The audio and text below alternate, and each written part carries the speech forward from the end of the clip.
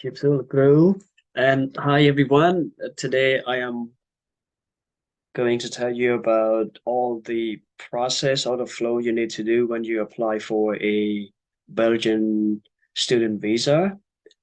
Before I begin, just want to tell you a word that I think is the best adjective to describe this process. It's complicated, but I believe if you go through with me and if you have any questions, you can ask me, then the process will become a bit less complicated. But again, it's complicated. If you follow me, hopefully you're going to know all what you have to do. And as a result, I hope I can help you as much as I can with these videos. So to make it very simple, to make it quite simple for you to understand, because it's the first time for you to start processing this kind of document collecting and filing. It can be too overwhelming. But if you look at all the 7 steps here, and if you try to follow me, or things that I want you to try to do is to allow yourself to familiarize with all of these stages, all of these 7 steps, because it can be quite too much, too many things for you to learn at the same time.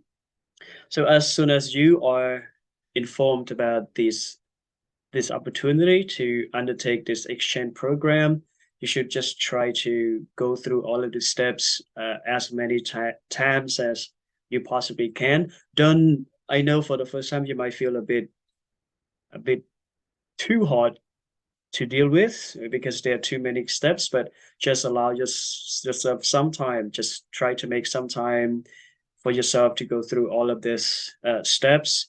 And you can also watch these videos as many times as you possibly can, because the more you watch, the more you'll become familiarized with this process, with these steps and stages. Uh, so the first one, what you have to do, you need to well, once you accept it, once you accept this opportunity, especially lecturer Lucru Yuhan normally chooses you, you'll be put in contact with the PXL uh, team. So they will tell you what you have to do. If you take a look, we have to go through registration process, and that's a platform and online. I'm going to show you when we move further, and you have to do that one. And after that, you need to collect all the regional documents. Uh, they will send you the original documents via DHL, because when you file your document, you need the original document to send to the embassy. And the next step, once you complete all the documents from PXL, you have to start the requesting criminal record. And at the same time, you should also have your academic transcript. This is not mandatory, but I had it issued for me, and I also included in the file in the visa application. And it might help, it might help boost the application process. And then because criminal record here take like around 2 weeks, that's why you should start as soon as possible. And after that, number 3, you have to make an appointment with the consulate, and you need to do a few things.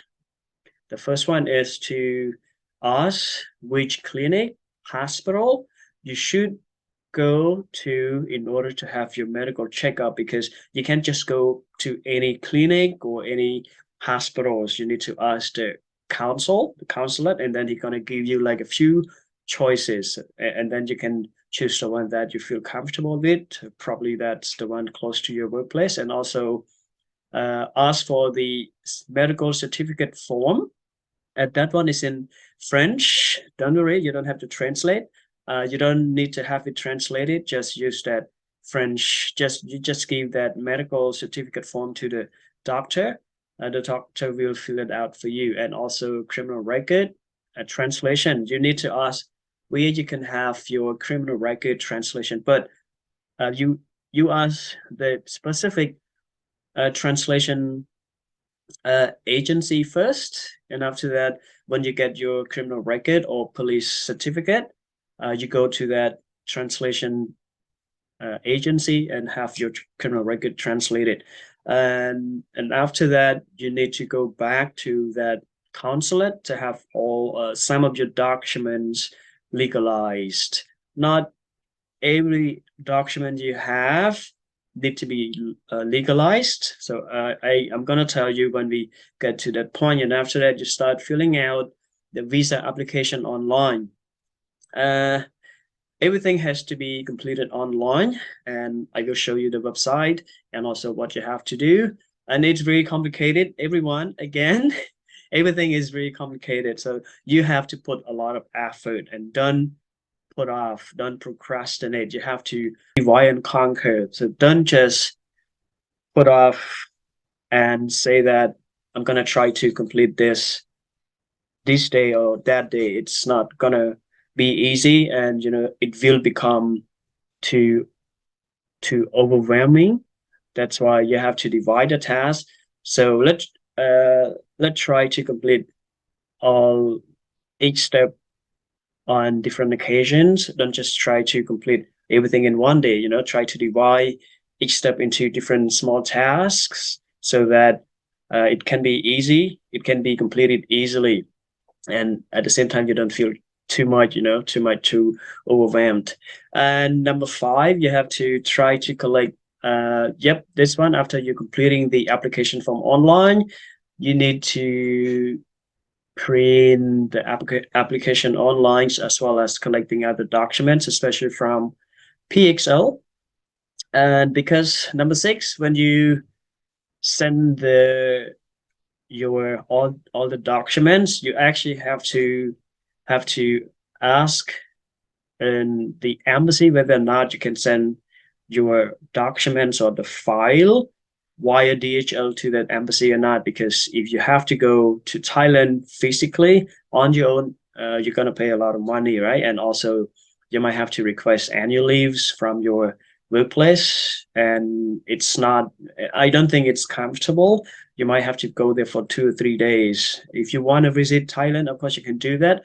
But what I did is to send an email to the embassy whether or not we could send them via DHL, and they accepted.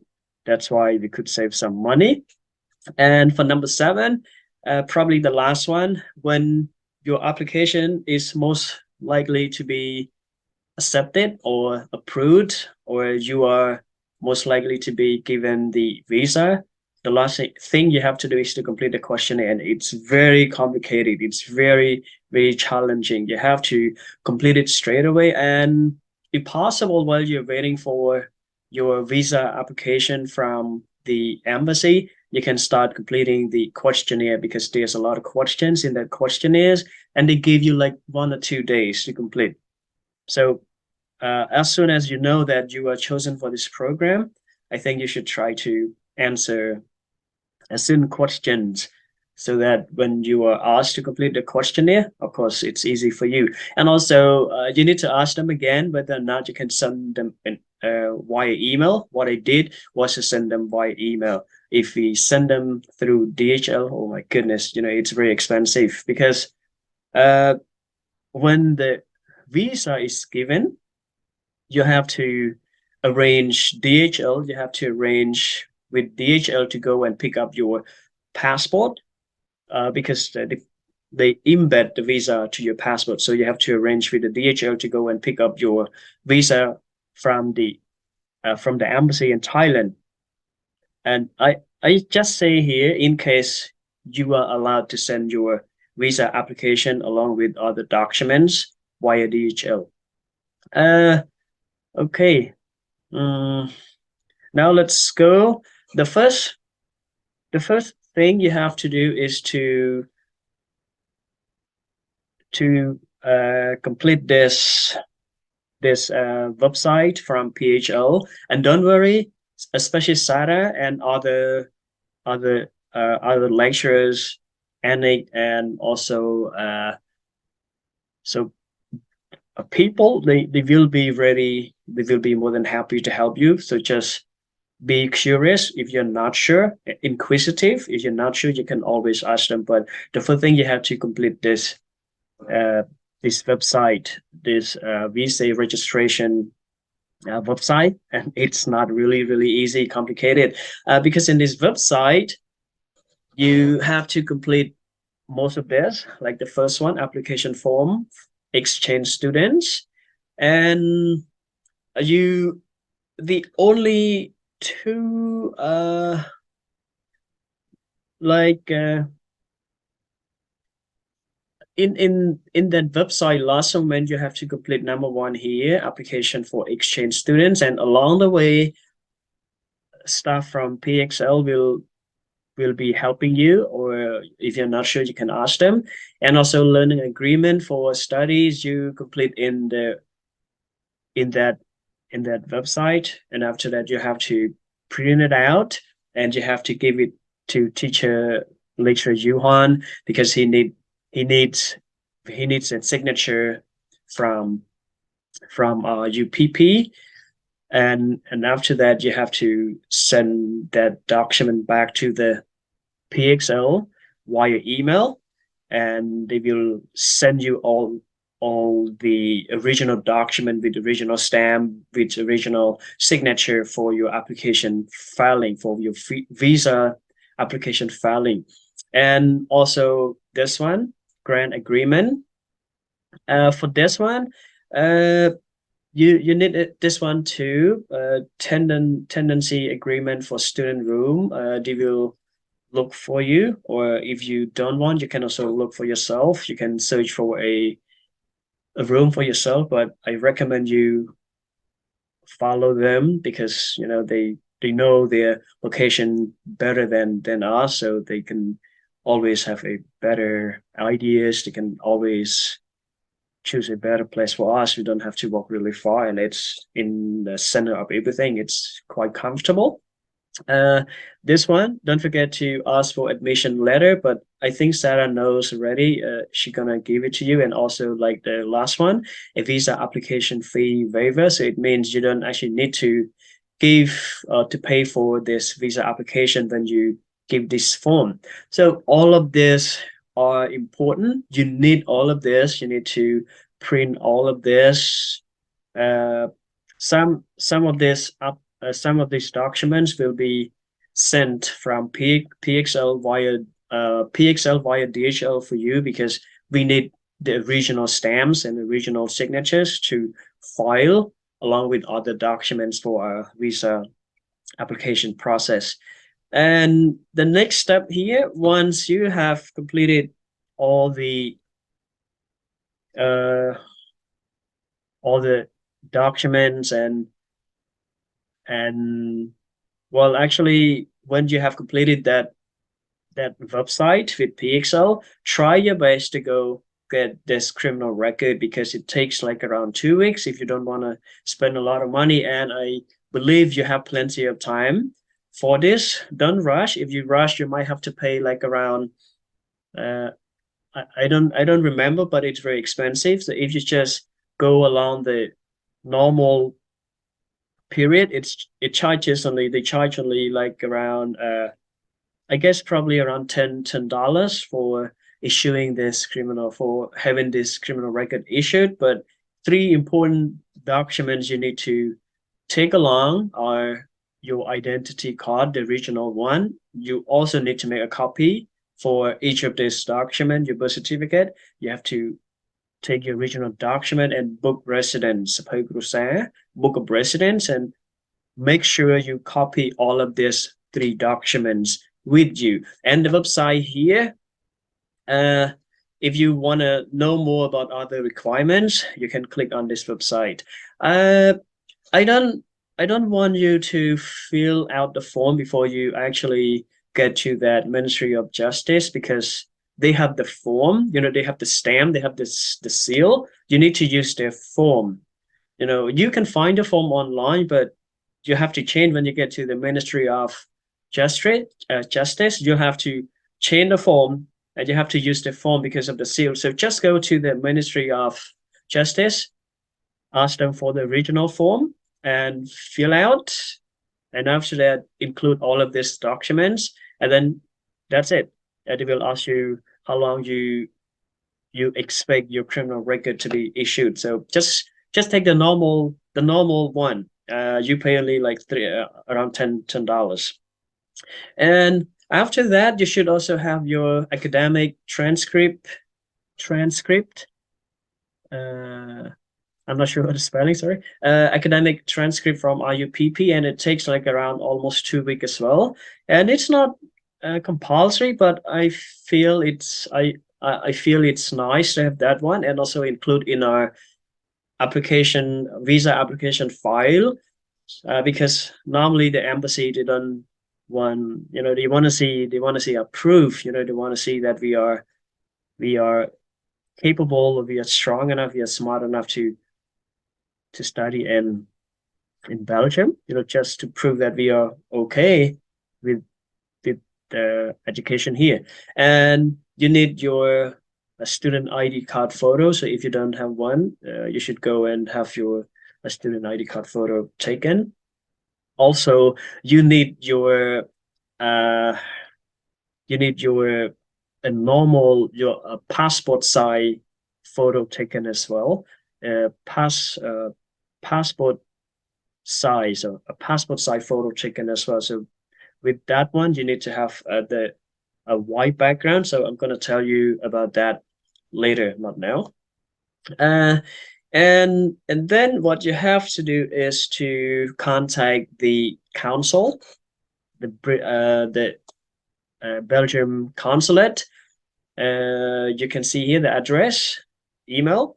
You can send him an email to make an appointment, and when you already make the appointment, when you finally go and see him physically, you need to ask for like three of this: the where you can go to have the medical checkup, and don't forget to ask the medical certificate form. He has the medical certificate form, so it means we don't have to have that certificate form translated. I mean, if you don't ask this one, you might need to, it's complicated. It's complicated. So have the form here from the council, and give this form, medical certificate, to the doctor who is checking your results, and the doctor will fill that form in for you. One mistake I did, and luckily I found it. I found a mistake in that clinic, was that they didn't spell my name correctly, and I almost forgot it, but finally I could see the spelling was not right. So please make sure your name your name is correct. Every part of your name is correct in every document you're processing. So please double check before you leave any place. Make sure everything is correct. A, a slight mistake results in rejection of the application form. Make sure everything is correct always. And you also need to ask him, the council, which particular translation agency is recognized by the embassy, by the council. So ask for a certain translation agency. In my case, I went to first class. I went to the first class, and it took me like around 2 or 3 days. Okay, so ask him, because once you get all of this, you need to go back to the consulate, to council, for legalization. Okay, so the next slide here, for legalization. So it's like for the stamp and seal and stamp from the consulate. It's not free. One form, one legalization, you have to pay $20. So in my case, I paid $60 to be ready for that. And he does not accept cash. So make sure you have ABA. It's most likely for you to transfer to him through ABA, right? So don't bring along cash. So medical certificate, you need you don't actually have to have it translated because it's already in French. So you only need to ask him to legalize that one, medical certificate and criminal record. For criminal record here, uh, you need to, firstly, you have to go to the translation agency first to have it translated. And after that, you go to the consulate and ask for legalization as well. For a transcript, you actually don't need to have it translated or legalized. No need. You just include it with the visa application document of filing. You don't have to do anything with translation and legalization from the council. And then when you have all of your documents translated and legalized by the consulate, it's time for you to start your visa application of filling out your visa application. But actually, if you can, you should try to fill this out at the same time as well. However, if you don't want to, if you don't have time, like in my case, I didn't have much time to do this at the same time, and also I was kind of uh like it was not clear what we had to do. And you're lucky, I can say you're lucky that I make this video telling you what steps you have to do, not, not to leave you just go without knowing what to do for sure. And I believe this video can give you some good ideas, some good steps we have to do so that you are ready, like 50% ready for this journey. So you go to this website. For this website, you need to select here, not registered yet. So when you select this one, you need to register with your email and with your password. And after that, you can start filling out this application, this website, this visa application form online. And it's not easy. Again, it's not easy. Don't underestimate. It's not really, really easy. You have to spend a lot of time in each process. You need to spend a lot of time to make sure you don't give up, because you have to act upon it right away. Keep doing every day. So you have to divide and conquer. Remember, you need to divide and conquer. So don't put off. You need to start doing it from time to time, from day to day. And then when you finish filing this website, this application form online, and this, like, I just want to show you some when you, let's say when you finish filling out, there's some you might question, what documents do I need to have, or how do I order all the documents you have or I have. Firstly, you like, this is the official website. I also want you to spend some time reading this website. There are a lot of good things you need to know, the requirements, other documents, as well as other information you might want. So spend some time with reading this. Spend some time reading this website. And then I want to show you is the visa type you need to apply for. Your visa type should be, you have to go click this website, go to visa type and requirements. Your visa type is, and then you go to here, you go to visa for student, and it should be student visa, long stay, more than 90 days, and type D. The visa is type D, and all of these steps, all of these documents are the ones that you need,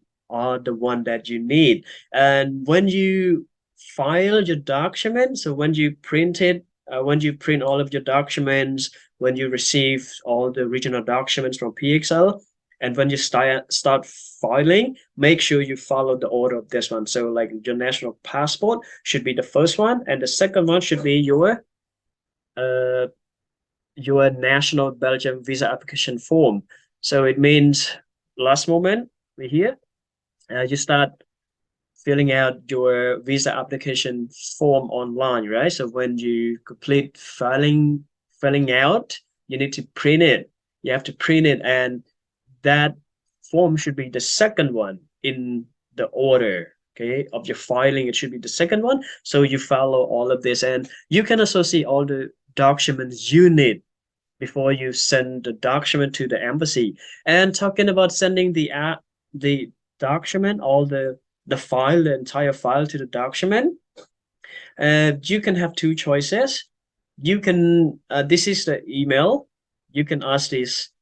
You can ask this email. You can ask this section, visa section, through this email. Whether or not you can send your application file online, or I mean, um, via DHL, or you have to go to the embassy in person. So I don't recommend. Well, in case you want to go there, you can go there, but it's a bit complicated. It's a bit complicated because you might need the agency in order to arrange the the meeting or the document. I'm not sure about that process, sorry, because what I did was just to send an email, and then they allowed us to send via DHL. So we contact DHL and send it to the embassy. You need to ask first. You need to ask the embassy if you can send via DHL or not. And if they allow you to send via DHL, of course you send to DHL, and after that, maybe 1 or 2 days later, they will notify if your application application file is accepted or is received or not. So when it's received, it takes like, I'm not sure, probably like 1 week. I'm not sure about how long I had to wait at the time, but after that, I received an email to complete this questionnaire, and this questionnaire is very challenging. That's why I put very challenging, very challenging here. It's not. It's like around 5, 6, 7 pages long, and some questions are very tough to answer, and some questions are very similar. So try your best to fill this out and try to be genuine, honest as much as you can. And also, you need to ask them if you can send this questionnaire via email or not. In my case, I did so. I sent via email, but you need to ask them first, okay? You need to ask them first. Don't make any decision on your own. You have to ask them first if they allow you to send via email. Of course, you can send via email. And okay, I think that's it. But this is the requirement. This is the latest photo requirement for a Schengen visa. Uh, the visa you're applying for is also considered to be a Schengen visa type. So make sure 35 millimeters and 45 millimeters, and the background is white. Here the website you can check, and I there's a lot of good things, a lot of good tips. I really, really recommend you go and take a look. This is my own blog. It's uh, one of the compulsory assignments I have to do with this program from the internationalist course. And there's a lot of good things here, especially with challenges. If you go to challenges, you can see a lot of good tips how you can choose the right train from Belgium, from Brussels airport to Hassel, what SIM card you need to use, some important uh, stuff we need to have, like soap, shampoo, and that stuff, and also food store, where to get food, where to get store. Like there's a lot of good things. So I want you to spend some time reading my blog. I have everything in the blogs here already. And if you want to see this PowerPoint, I mean, yep, this PowerPoint, you can go to my blog, and I'm gonna put it under visa here, and there will be two sections. The first section is about the video I'm taking here, and the second section is about this Google Slides. So you can go to this blog, and in case you want to retrieve any website, you can just go to my blog, Visa, and the second part, and then you can get the Google Slides, and you can get uh, all the links. And here it can be a little bit tricky if you don't know the difference between Schengen area countries and uh, European Union, European country. Okay, I think that's right. Europe area country, or EU. It should be EU area countries. So they're different. Yeah, they are not the same. They're different. Like Ireland. Ireland is still in the EU. Okay? Not an island, not the UK. So Ireland has never been with the UK. So Ireland is the EU, but it's not the Schengen area country. It means if you want to go to the Ireland, you need to have a visa because the visa you're gonna have is called Schengen area visa. You only go to those countries which are in Schengen area countries like Spain, France, Italy, and so on and so forth. But Switzerland is not in the EU. Switzerland is not in the EU, but it's in the Schengen area countries, so that you can go to Switzerland without caring about visa. So please be careful about that. This is the link. You can learn more about the difference between this. Okay, so thank you so much. Have a good one, and hope you are successful in applying for a visa to to come and study in a very lovely country here. Thank you. Bye.